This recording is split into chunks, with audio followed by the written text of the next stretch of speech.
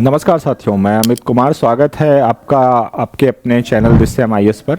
साथियों, आजकल एक फिल्म की बहुत धूम है जिसका नाम है छावा। छावा यानी शेर का बच्चा।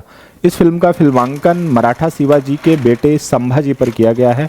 इसमें दिखाया गया है कि किस तरह से वो मुगलों से संघर्ष करते हुए मराठा राष्ट्र की अस्मिता की रक्षा के लिए वो किसी भी शर्त पर न झुकते हुए अपने प्राणों की बलि दे देते हैं।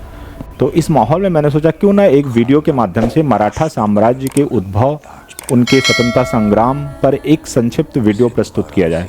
तो सबसे पहले हम मराठा साम्राज्य के उद्भव पर चर्चा करते हैं। मराठा साम्राज्य का उद्भव किसी व्यक्ति विशेष या कुछ व्यक्तियों के समूह का कार्य न था, न ही यह किसी विशेष घटना का परिणाम था। मराठा साम्राज्य के उद्भव के पीछे जिम्मेदार थे वहाँ के लोग, वहाँ का समाज जो कि ऊंच नीच की भावना से मुक्त था। एक जाति, एक धर्म, एक भाषा और एक संस्कृति के आधार पर एकाकार होने के लिए वो लोग प्रेरित थे। देखा जाए तो मुस्लिम सत्ता के भारत में स्थापित हो जाने के बाद एक स्वतंत्र राज्य की स्थापना का हिंदुओं का यह पहला प्रयास था, जो कि एक ऐसा राष्ट्रीय आंदोलन बन गया जिसमें सभी वर्गों और व्यक्तियों ने भाग लिया। यह वही शक्ति थी जिसके आधार पर मराठा नेताओं ने भारत में हिंदू पातशाही के निर्माण का स्वप्न देखा और एक समय दिल्ली के साम्राज्य को अपने नियंत्रण में लेकर भारत की विभिन्न बिखरी हुई शक्तियों को एक ही छतरी के नीचे लाने का प्रयत्न किया। यही वह शक्ति थी जिसके बल पर मराठे बड़े से बड़े संकट को बर्दाश्त कर सके। मराठा शक्ति के उत्कर्ष का इतिहास एक जनसमूह के उत्कर्ष का इतिहास है और एक ऐसे जागरण का इतिहास है जो संपूर्ण महाराष्ट्र की जनता में व्याप्त था। देखा जाए तो इस शक्ति के निर्माण में विभिन्न परिस्थितियों ने योगदान दिया। महाराष्ट्र की जो पठारी संरचना थी, वहाँ से वहाँ के लोगों को वीर और साहसी तो बनाया ही, इसके अलावा उनको सामरिक बढ़त भी दिलाई। इन पठारी संरचनाओं पे जो किले निर्मित किए गए वो अभेद्य थे, दुश्मन वहाँ तक आसानी से नहीं पहुँच सकते थे। इसके अलावा जो भौगोलिक संरचना उनकी थी वो उनकी गुरिल्ला युद्ध पद्धति के काफ़ी अनुकूल थी। वो इसी पठारी संरचना में विकसित हो सकी। आर्थिक और सामाजिक परिस्थितियों की बात की जाए तो महाराष्ट्र में उस समय आर्थिक असमानताएं काफ़ी कम थी। उत्तर भारत का समाज जैसा कि एक बार वहाँ पे भोग विलास में डूबा हुआ था, उस वजह से खोखला हो जा रहा था। पश्चिम में मराठों में इस तरह की समस्याएं नहीं दिखाई देती, उनमें काफ़ी हद तक आर्थिक और सामाजिक समानता दिखाई देती है। यही नहीं, 15वीं-16वीं शताब्दी के धर्म सुधार और भक्ति आंदोलनों ने महाराष्ट्र में राजनीतिक चेतना से पहले सामाजिक और धार्मिक चेतना को उत्पन्न कर दिया था। यह चेतना ऊंच नीच की भावना, जाति व्यवस्था और कर्मकांड के विरुद्ध थी। इस आंदोलन ने धार्मिक, सामाजिक एकता तथा सरलता का एक ऐसा मार्ग प्रस्तुत किया जिस पर चलकर एकता की वह भावना एक राष्ट्रीय भावना के रूप में आकार ले ली।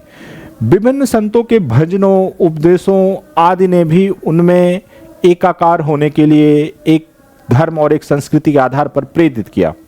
इन परिस्थितियों में मुगलों द्वारा दक्षिण विजय की संभावना ने भी मराठों को एक होकर मुगलों से संघर्ष करने का विचार दिया। ऐसे में जब औरंगजेब संपूर्ण भारत को अपने अधीन लाने का प्रयत्न किया तो मराठों ने अपने वतन और जागीरों की रक्षा के लिए मराठा सैनिक के रूप में अपने आप को गठित किया और मुगलों से मोर्चा लिया।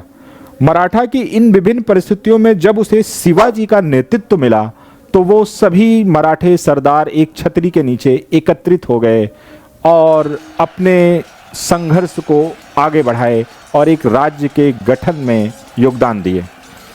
दोस्तों, अगर शिवाजी की बात की जाए तो शिवाजी का जन्म 20 अप्रैल 1627 को पूना के निकट शिवनेर दुर्ग में हुआ था। पिता शाहजी भोसले बीजापुर में एक प्रतिष्ठित पद पर थे। शिवाजी को 12 वर्ष की आयु में ही जागीर मिल गई पूना की।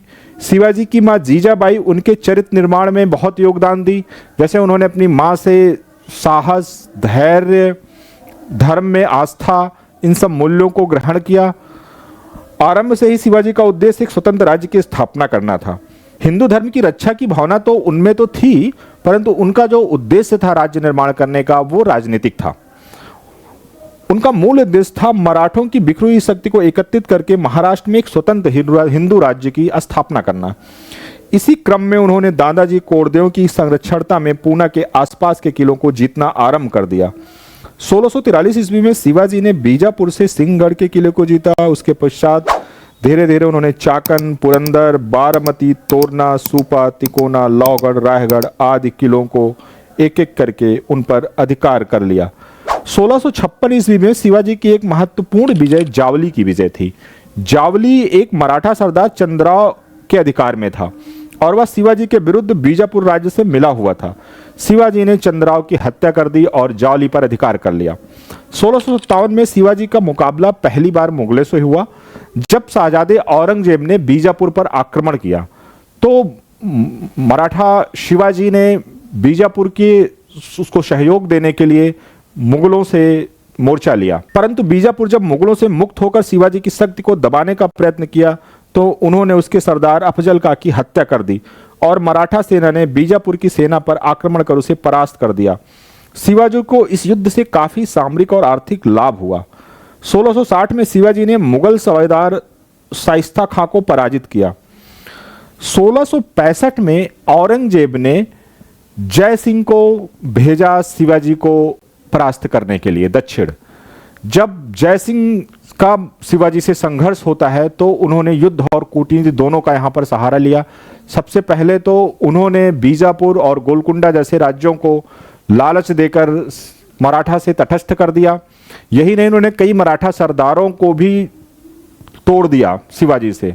ऐसे में शिवाजी संधि करने को बाध्य हुए और जय सिंह और शिवाजी में पुरंदर की संधि होती है। इस संधि की वजह से शिवाजी ने अपने लगभग 35 में से 23 किलो को खो दिया। इन परिस्थितियों में शिवाजी ने लेकिन अपना धैर्य और स्वाभिमान नहीं खोया। जब उन्हें 1666 में औरंगजेब ने अपने राजमहल आगरा में बुलाया तो अपने बेटे संभाजी के साथ जाते हैं, परंतु जब उन्हें एक निम्न मनसब 5000 के मनसब के लाइन में खड़ा कर दिया जाता है तो इससे वे अपने आप को अपमानित महसूस करते हैं और वो लाइन से निकल जाते हैं। ऐसे में औरंगजेब उनको नज़रबंद कर देता है उनके बेटे के साथ। इस दौरान जब वो नज़रबंद रहते हैं तो वो रणनीति बनाना शुरू कर देते हैं कि किस तरह से हम यहाँ से बाहर निकलें। उन्होंने बीमारी का बहाना किया और लगभग 12 दिनों के बाद उन्होंने ये बताया कि अब हम ठीक हो गए हैं।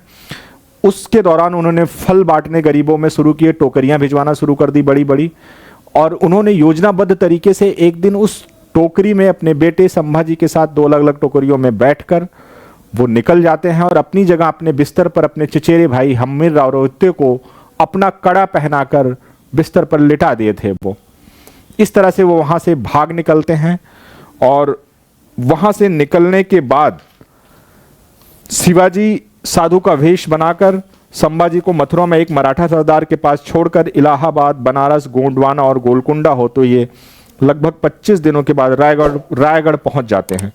उसके बाद उन्होंने अपनी सेना को मजबूत करके सैन्य क्षमता को बढ़ाया और 1670 तक आते आते मुगलों से पुनः युद्ध आरंभ कर दिया। देखते ही देखते पुरंदर की संधि में खोए अपने 23 किलो को उन्होंने फिर से जीत लिया। 1674 में शिवाजी ने बनारस के महापंडित विश्वेश्वर उर्फ गंगा भट्ट से हिंदू तरीके से वैदिक मंत्रों के उच्चारण सहित अपना राज्याभिषेक करवाया। उन्होंने सबसे पहले रिक्त खजानों के पूर्ति के उद्देश्य से मुगल सेनापति बहादुर खां के शिविर पर आक्रमण किया और उससे 1 करोड़ रुपए तथा 200 घोड़े लूटे। इससे शिवाजी की शक्ति में वृद्धि हुई।